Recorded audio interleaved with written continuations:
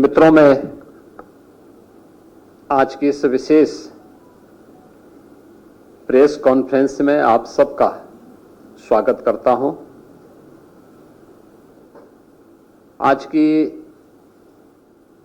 जो प्रेस वार्ता है, यह जैसा कि यहाँ पे अपर मुख्य सचिव मुख्यमंत्री कार्यालय से संजय प्रसाद जी ने आपके सामने बताया है कि यूनियन बजट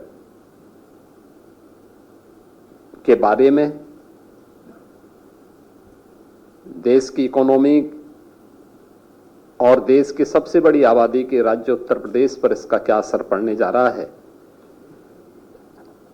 इस पर मैं इस विशेष प्रेस वार्ता के माध्यम से आपका ध्यान आकर्षित करने का प्रयास करूंगा।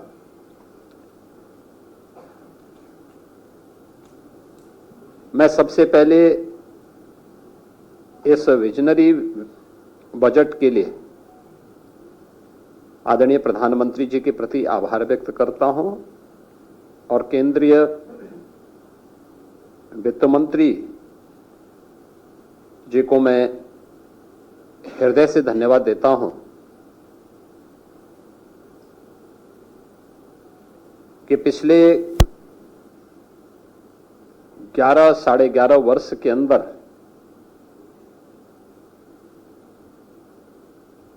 हमने आदरणीय प्रधानमंत्री जी के नेतृत्व में जो यात्रा तय की है, उसकी बदौलत जो नीतियां तय हुई, योजनाएं केवल कागजों तक सीमित नहीं होंगी बल्कि जमीनी धरातल पर उसका इम्पैक्ट होगा। आज उसी का परिणाम है कि 11 वर्ष में 25 करोड़ से अधिक की आबादी गरीबी रेखा से उबर करके आत्म गौरव के साथ भारत की प्रगति में अपना योगदान दे रहे हैं। परिणाम है कि अब भारत दुनिया की तीसरी बड़ी अर्थव्यवस्था के रूप में तेजी के साथ अग्रसर हुई है। यह हर भारतीय के लिए गौरव की बात है। जब नीति स्पष्ट होती है, नियत साफ होती है, तो उसके परिणाम इसी रूप में सामने आते हैं कि तीसरी बड़ी अर्थव्यवस्था के रूप में भारत आज दुनिया में तेजी के साथ आगे बढ़ा है। पिछले 11 वर्ष में हम सब ने इस बारे में देखा है कि प्रधानमंत्री जी का हर भारतवासी के प्रति सदैव यह आग्रह रहा है कि हमें नेशन फर्स्ट के भाव के साथ काम करना चाहिए और उसमें केवल अपने अधिकार की ही हम बात न करें बल्कि अपने कर्तव्यों की भी हम बात करें। याद करें, जब 2015 में प्रधानमंत्री जी ने 26 नवंबर की तिथि को संविधान दिवस के रूप में घोषित किया था, तो उन्होंने देश भर में इस बात की चर्चा के लिए आह्वान किया था कि हम मौलिक अधिकारों की बात तो करते हैं लेकिन अपने मूल कर्तव्यों की चर्चा नहीं करते। विधायिका के साथ साथ अन्य मंचों पर हर नागरिक के कर्तव्य क्या हैं राष्ट्र के प्रति, समाज के प्रति, और ये पहला बजट है जो कर्तव्य भवन से बन करके सामने आया है। हर भारतीय को अपने कर्तव्यों का एहसास कराने के लिए भी यह बजट आग्रह कर रहा है, जिसमें राष्ट्र के प्रति कर्तव्यबोध और भविष्य की जिम्मेदारी भी इस बजट में हम सबके सामने दिखाई देती है। युवा शक्ति संचालित, गरीब वंचित केंद्रित विकास और समान रूप से पूरे देश के अंदर एक समावेशी विकास को ध्यान में रख करके वर्ष 2026-27 का यह बजट कल वित्त मंत्री जी ने देश की संसद में प्रस्तुत किया है। बजट में जो चीज हमें देखने को मिली है कि रिफॉर्म, ग्रोथ और फिस्कल डिसिप्लिन यह बहुत स्पष्ट रूप से हमें देखने को मिला है। यानी तीनों एक सूत्र में पिरो करके हम आज एक मजबूत भारत के निर्माण की दिशा में आने वाली पीढ़ी को जोड़ करके आगे बढ़ सकें, इसके लिए यह बजट एक सुदृढ़ नींव के रूप में काम करेगा। कल प्रस्तुत संसद में प्रस्तुत बजट इसका प्रतीक है। बजट में हर नागरिक के लिए जो अपने कर्तव्य के बारे में मैंने कहा ना कि मूल कर्तव्यों के बारे में हमने अक्सर चर्चा सुनी है। बजट के माध्यम से 3 महत्वपूर्ण कर्तव्यों की ओर ध्यान आकर्षित किया गया है और इसमें जो महत्वपूर्ण पक्ष इसके माध्यम से हम सबके सामने आए हैं, देखने को मिले हैं कि उन सब पे भी हम लोग आगे बढ़े हैं। बजट में किसान, युवा, महिला और गरीब, इन सभी पक्षों को, इन सबकी आकांक्षाओं को ध्यान में रख करके यह बजट प्रस्तुत हुआ है। स्वाभाविक रूप से इस बजट के माध्यम से देश की सबसे बड़ी आबादी के राज्य की आकांक्षाओं की पूर्ति भी होती है। उसके लिए नई संभावनाओं के द्वार खुले हैं। इसमें मुख्य रूप से जब हम ध्यान देते हैं, सबसे पहली बात है कि 10,000 करोड़ रुपए का एमएसएमई सेक्टर के लिए बजट का प्रावधान। उत्तर प्रदेश देश के अंदर इसको लीड करता है। देश का सबसे बड़ा एमएसएमई बेस यूपी के पास है। 96 लाख एमएसएमई यूनिट यूपी के पास है। 3 करोड़ जो हमारी आबादी है, इस एमएसएमई के माध्यम से आर्थिक स्वावलंबन के पथ पर अग्रसर होती है। ये 10,000 करोड़ रुपए का जो एक फंड है, हमें एमएसएमई सेक्टर में, जिसको हमने ओडीओपी के रूप में, वन डिस्ट्रिक्ट वन प्रोडक्ट के रूप में प्रमोट किया है, जिसको हमने ब्रांडिंग की है, डिजाइनिंग के साथ, पैकेजिंग के साथ, एक्सपोर्ट के साथ जोड़ने का कार्य किया है। हम लोग इस बात को महसूस करते थे कि हमने ये तो किया, इसने हमारे एक्सपोर्ट को बढ़ाया, इसने रोजगार का सृजन किया, अब आगे क्या? ये 10,000 करोड़ हमें इसके अगले भविष्य के लिए, इसको नई तकनीक के साथ जोड़ने के लिए, ट्रेनिंग के प्रोग्राम के साथ जोड़ने के लिए, एक्सपोर्ट के साथ जोड़ने के लिए, पैकेजिंग की नई संभावनाओं को आगे बढ़ाने में यह यूपी जैसे राज्य को मदद करेगा और यूपी सर्वाधिक लाभ इसका ले पाएगा।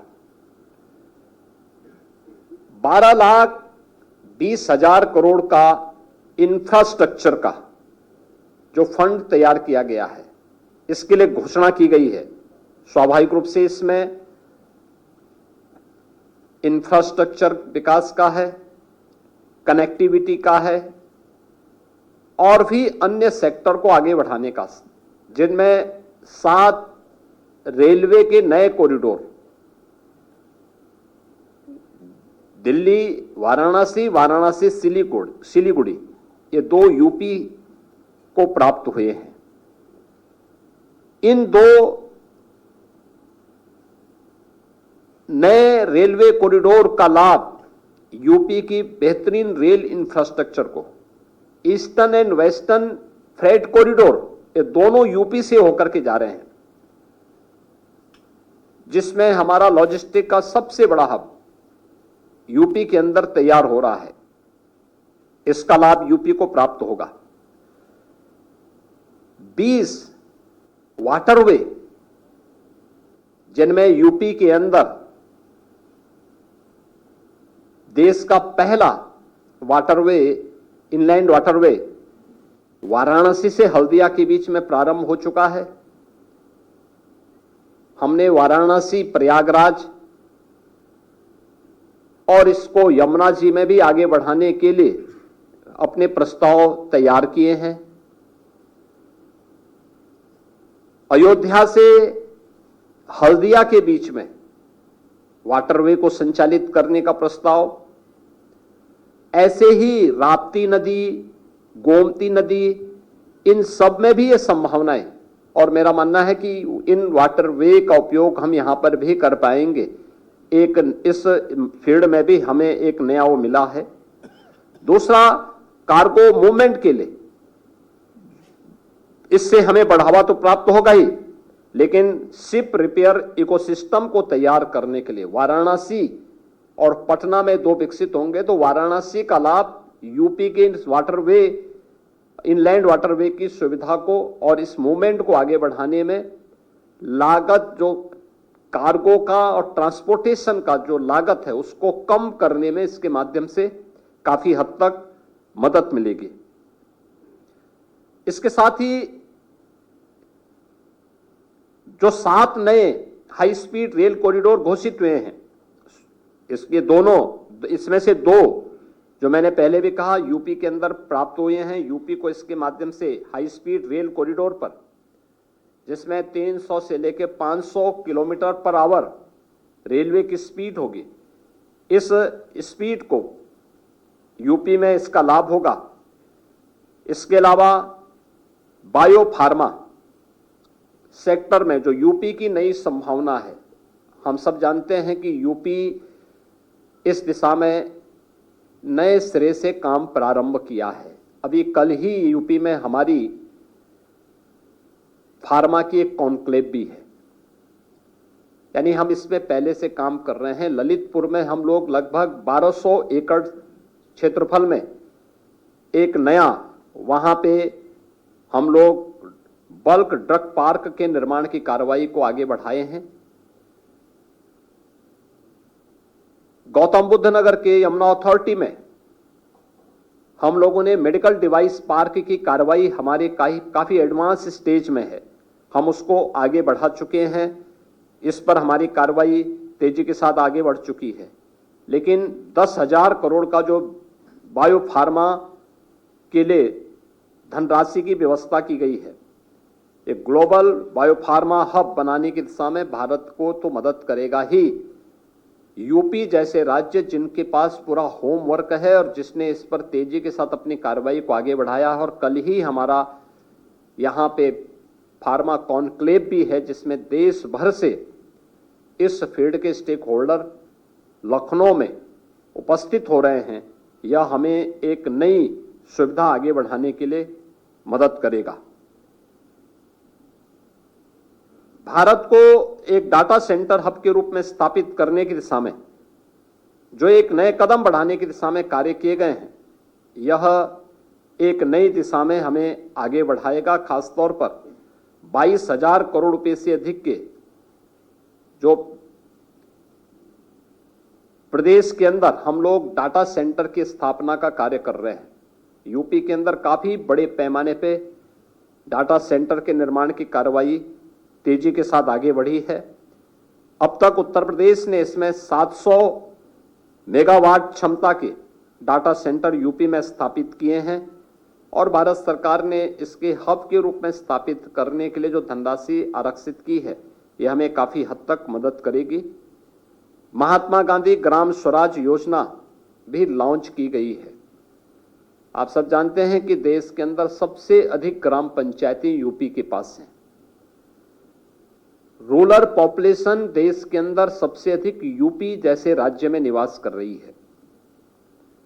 स्वाभाविक रूप से इसका लाभ हमें प्राप्त होगा। अगर यूपी के अंदर हम रेवेन्यू विलेजेज की संख्या ही देखें तो 1,05,000 से अधिक हमारे पास रेवेन्यू विलेजेज हैं।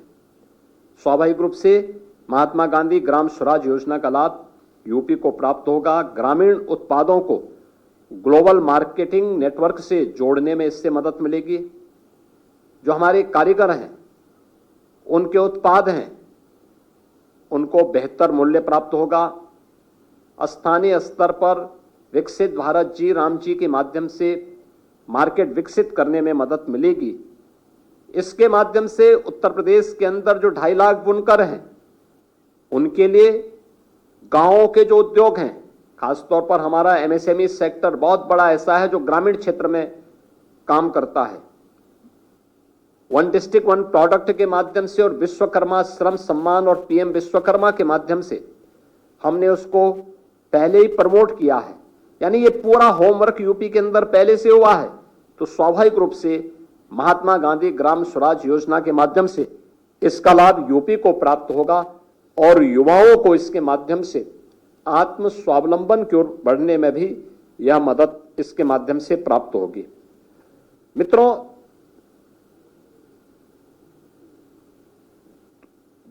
इस बजट में लॉजिस्टिक के लिए भी काफी बड़ी संभावनाएं हैं और उसके हब के रूप में गौतम बुद्ध नगर, कानपुर के साथ ही वाराणसी को, क्योंकि देश का पहला वाटरवे यह वाराणसी से हल्दिया के बीच में प्रारंभ हुआ है।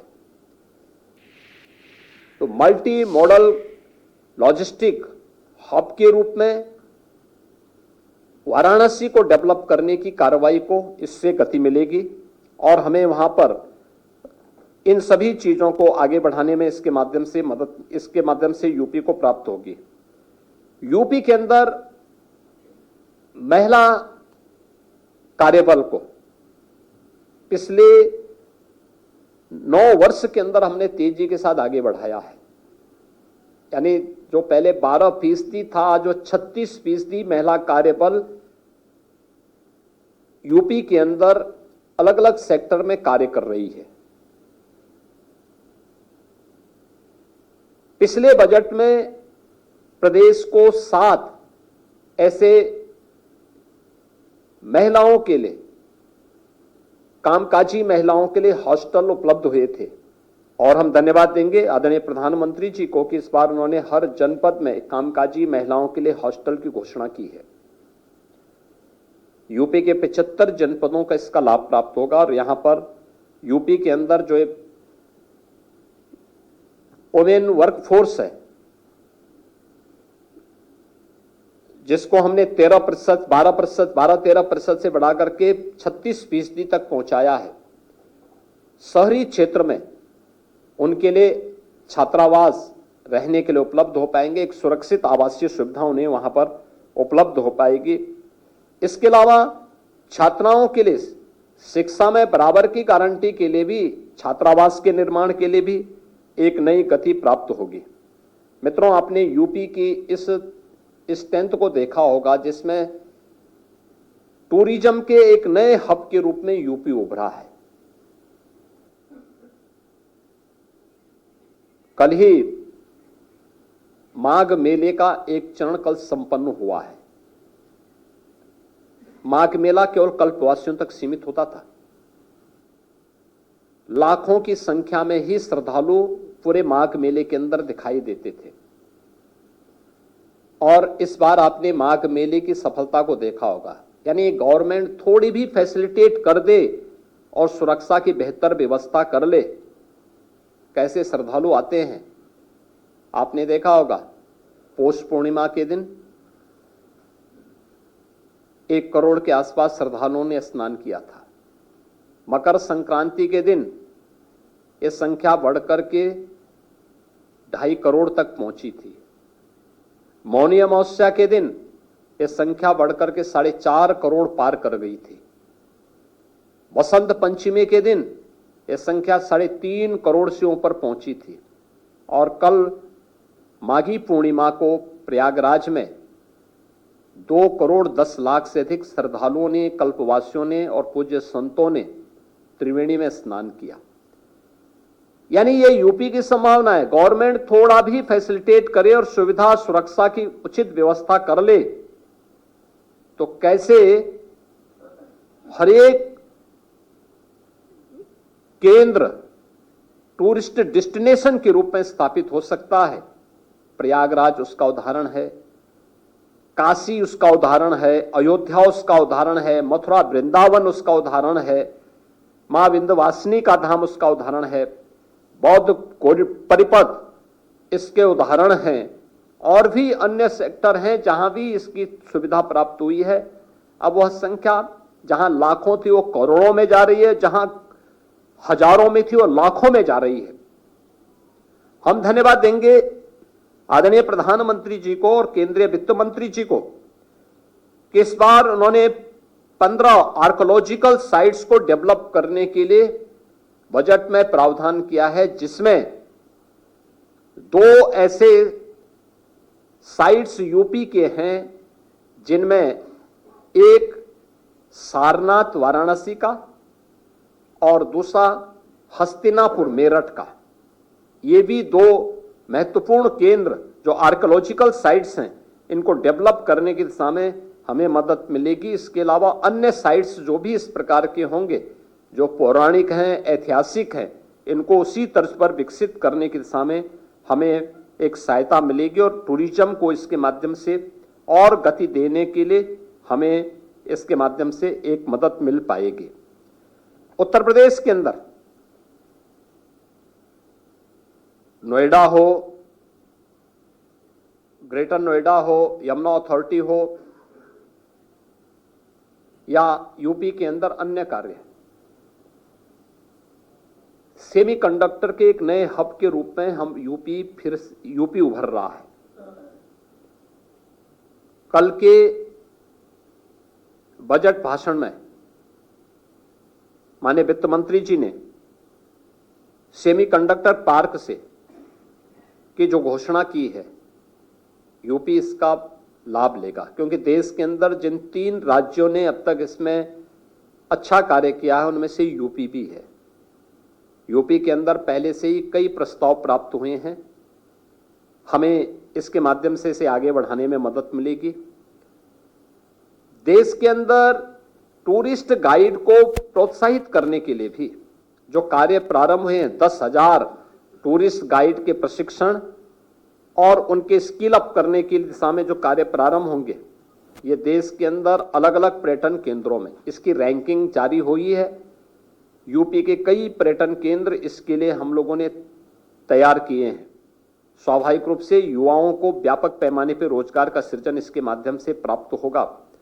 वैसे भी यूपी इस दिशा में एक नई स्थिति को प्राप्त कर सकता है। खासतौर पर जब हम इसकी बात करते हैं तो यूपी के अंदर इलेक्ट्रॉनिक मैन्युफैक्चरिंग की दिशा में अगर हम देखेंगे तो यूपी ने इसमें बहुत अच्छी स्थिति पैदा की है। देश के अंदर मोबाइल मैन्युफैक्चरिंग की बात जब हम करते हैं, देश का कुल प्रोडक्शन का 55% अकेले यूपी के अंदर मैन्युफैक्चर हो रहे हैं। इसके प्रोडक्शन यूपी के अंदर होते हैं।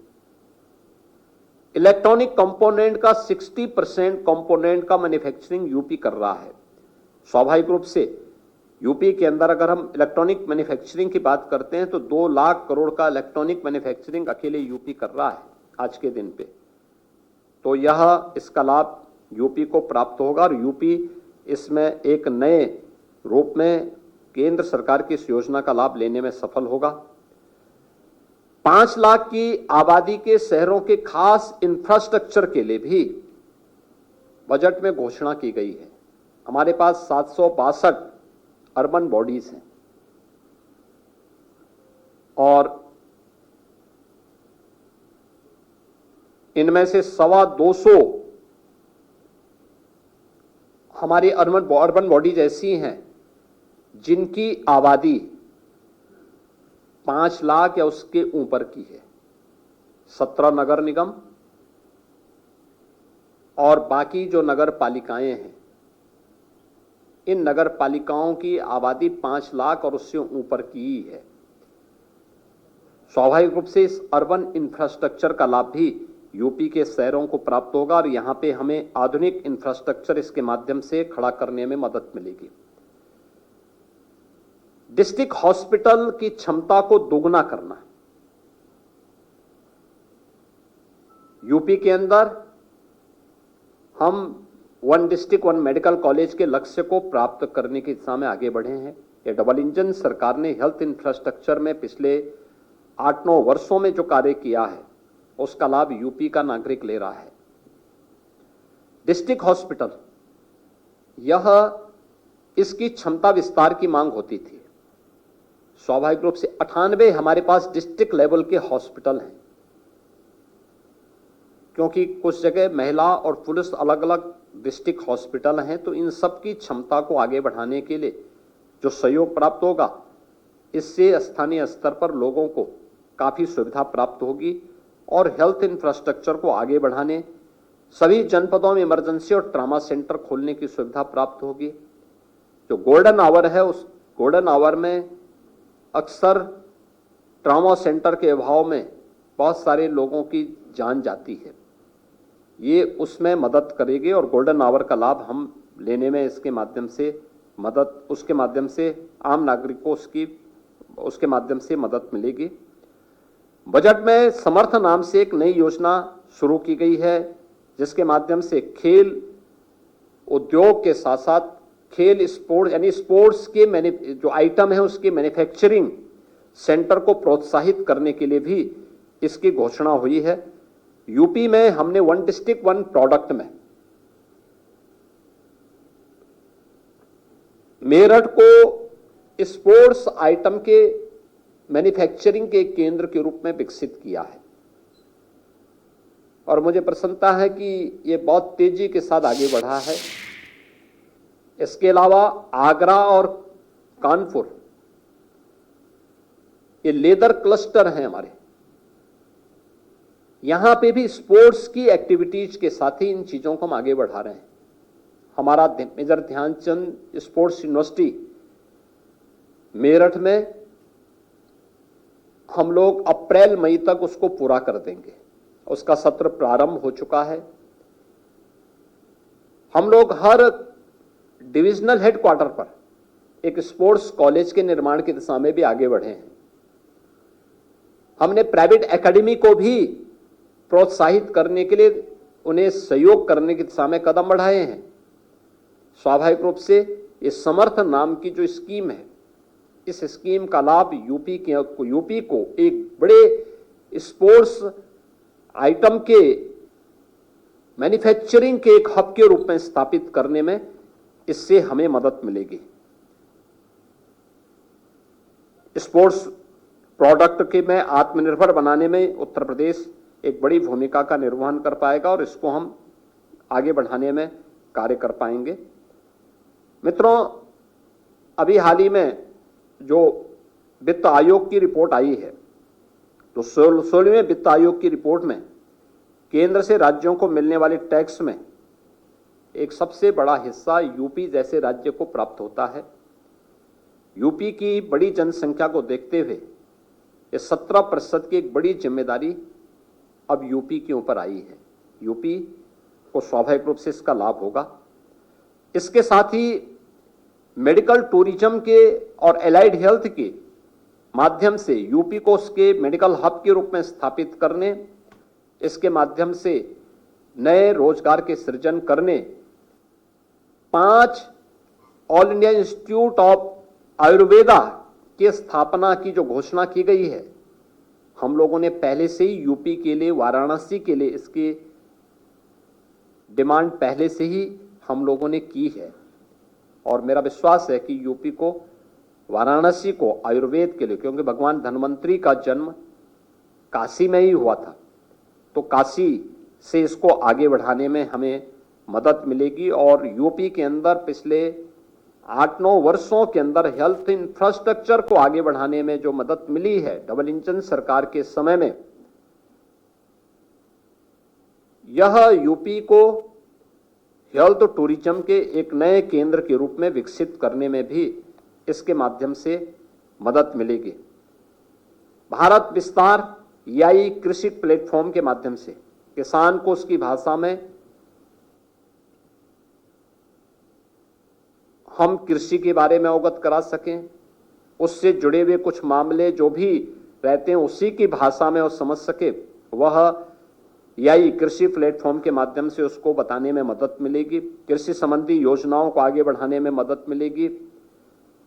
सी मार्ट के रूप में सेल्फ हेल्प इंटरप्रेन्योर मार्ट, यानी महिला स्वयंसेवी समूह को लखपति दीदी से सी मार्ट, ये एक नई स्थिति है जिसमें लखपति दीदियों को सीधे इस योजना का लाभ प्राप्त होगा। उनका जो महिला स्वयंसेवी समूह के द्वारा जो प्रोडक्ट वहां पर उपलब्ध कराया गया है उसके लिए एक नया प्लेटफॉर्म वहां पर उपलब्ध होगा।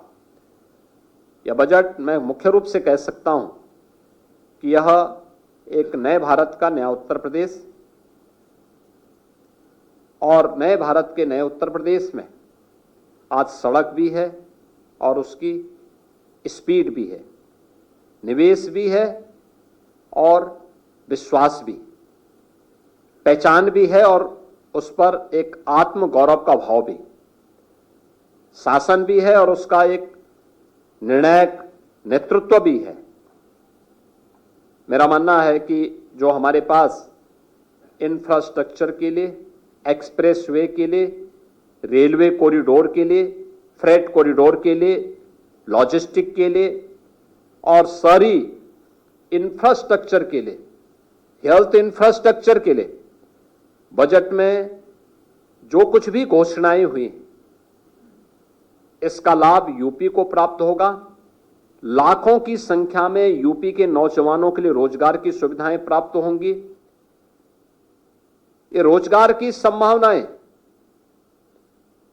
यूपी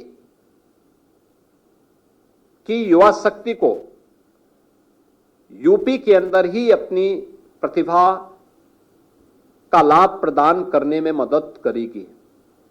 ये विकसित भारत के लक्ष्यों को प्राप्त करने में यूपी जैसे राज्य की बड़ी भूमिका हो सकती है। इसके माध्यम से हम सबको प्राप्त होगी और हमें विश्वास है कि इसी बजट के आधार पर हम फरवरी में उत्तर प्रदेश का बजट प्रस्तुत करेंगे।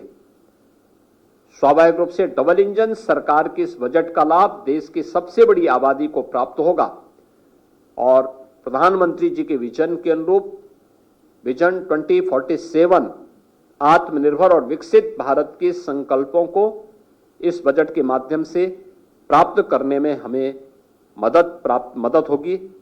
आज के इस अवसर पर मैं वर्ष 2026-27 के केंद्र सरकार के इस बजट के लिए आदरणीय प्रधानमंत्री जी के प्रति आभार व्यक्त करता हूं। केंद्रीय वित्त मंत्री जी को हृदय से धन्यवाद देता हूं और विश्वास करता हूं कि यह बजट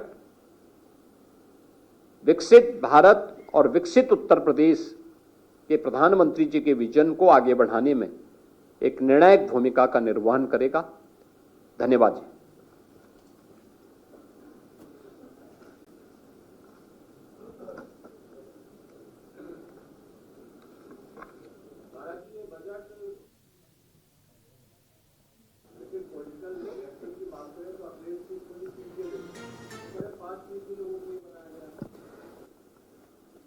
युवा,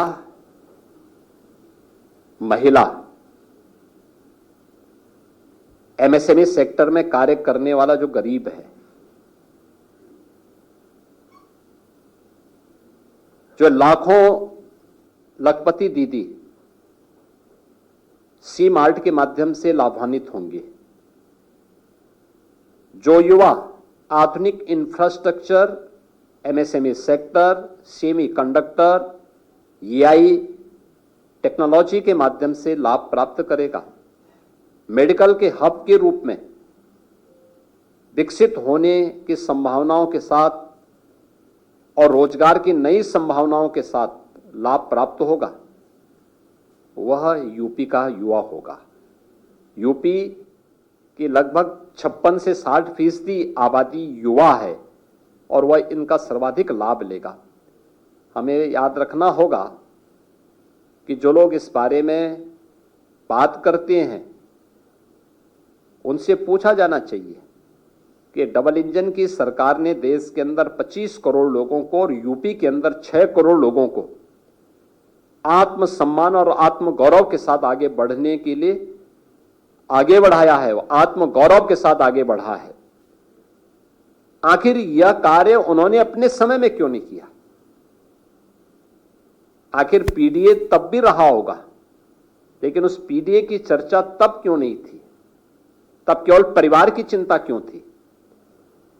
तो पीडीए तो बहाना है, असली लक्ष्य तो, असली निशाना तो केवल परिवार है कि परिवार के लिए कैसे हम लोगों को गुमराह कर सके। इसलिए यह हमारा राष्ट्र रूपी परिवार के लिए विजन लेकर के प्रधानमंत्री जी आए हैं, पूरे देश को एक परिवार के रूप में मान करके, और गरीब का हित हो, यह हमारा लक्ष्य है। नौजवान, युवा, अन्नदाता, किसान, इन सबके उत्थान के लिए कार्य किया जा सके। देश में आधुनिक इंफ्रास्ट्रक्चर पैदा हो, इंफ्रास्ट्रक्चर बने, और उसके माध्यम से हम विकसित भारत के लक्ष्यों को प्राप्त कर सकें, आत्मनिर्भर भारत और विकसित भारत के लक्ष्यों को प्राप्त कर सकें। ये विजन है, और वही विजन बजट के माध्यम से देखने को मिल रहा है। स्वाभाविक रूप से जो विजन लेस हैं, जिनके पास भविष्य की कोई योजना नहीं है, वे लोग इस प्रकार के अनलगल बातें करेंगे।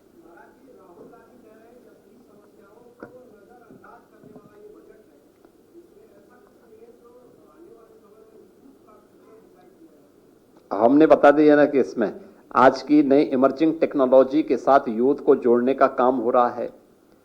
ये आधुनिक 12 लाख, आप अनुमान करिए कि 12,20,000 करोड़ केवल देश के आधुनिक इंफ्रास्ट्रक्चर के लिए समर्पित किए गए हैं। हेल्थ के 5 नए हब देश के अंदर अत्याधुनिक हेल्थ के बनने की दिशा में नए कार्य होने जा रहे हैं। 5 लाख की आबादी के सिटी में नए इंफ्रास्ट्रक्चर के लिए बजट का प्रावधान किया गया है। महिला समूह को सी मार्ट के माध्यम से, एसएचजी से सी मार्ट तक की इस यात्रा को आगे बढ़ाने के लिए, और एमएसएमई सेक्टर जिसमें रोजगार की सर्वाधिक संभावनाएं हैं, इस सेक्टर के लिए जो घोषणाएं की गई हैं, ये उत्साहवर्धक है, एक निर्णायक भूमिका का निर्वहन करेंगे। स्वाभाविक रूप से युवा इससे सर्वाधिक लाभान्वित होगा और उस कोष को आगे बढ़ाने में मदद मिलेगी।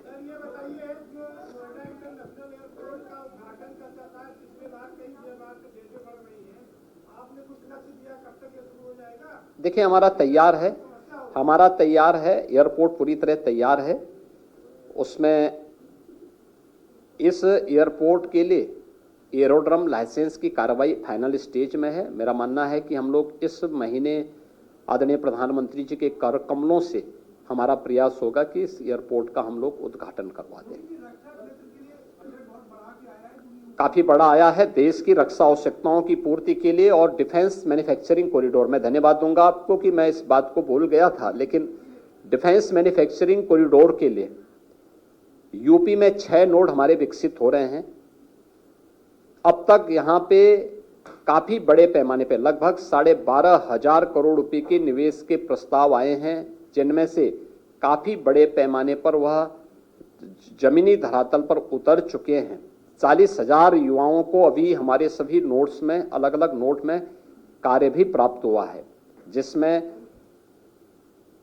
ड्रोन मैन्युफैक्चरिंग की कार्रवाई भी चल रही है। ब्रह्मोस मिसाइल लखनऊ में पहले से ही यहाँ पर उसके कार्य को आगे बढ़ाने में पीटीसी जैसी यूनिट यूपी में लग चुकी हैं, और अडानी एमुनिशन की कार्य भी आपके कानपुर में युद्ध स्तर पर आगे बढ़ चुका है। बीडीएल की कार्रवाई झांसी में अंतिम स्टेज पे, यानी वह अब उसकी मैन्युफैक्चरिंग की कार्रवाई आगे बढ़नी है। स्वाभाविक रूप से डिफेंस के लिए बढ़ा हुआ यह बजट यूपी जैसे डिफेंस मैन्युफैक्चरिंग के एक नए हब के रूप में यूपी उभरा है, इसका लाभ यूपी को प्राप्त होगा, यूपी के निवेशकों को प्राप्त होगा। हाँ, हम उसको जहां आवश्यकता पड़ रही वहां पे हम लैंड बैंक एक बना करके उसको आगे बढ़ाना है। धन्यवाद जी, बहुत बहुत धन्यवाद जी।